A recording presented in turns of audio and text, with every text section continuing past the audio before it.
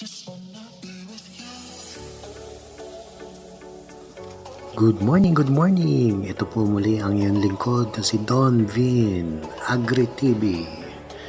Ito, may natipuhan akong tatlong kawayan, magaganda, malaki, mahaba, tuwid na tuwid. Kaya aking ito ay simula ng putulin. Yan.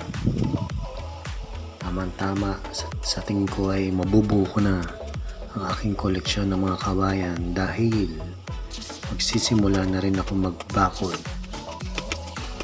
ng aking taniman ng mga gulay. Napakaganda ng araw ngayon, di tulad kahapon ay maulan-ulan. Ngayon ay sa makikita nyo ay sobrang lakas ng hangin at mainit. Pero ganun pa man, malamig dahil sa malakas na hangin. Yan.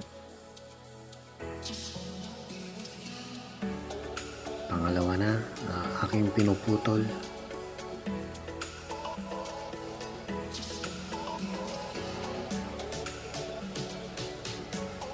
Yun. Aking hilahin at tatanggalin ang mga sanga-sanga.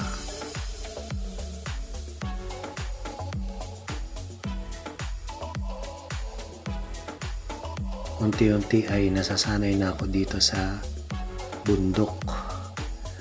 Medyo nagagamay ko na ang pagkuha ng mga kawayan. Yan, nakolekta ko na yung tatlong napakahabang kawayan at sumilip muli dito sa tabing ilog namin. Yun lang. Peace!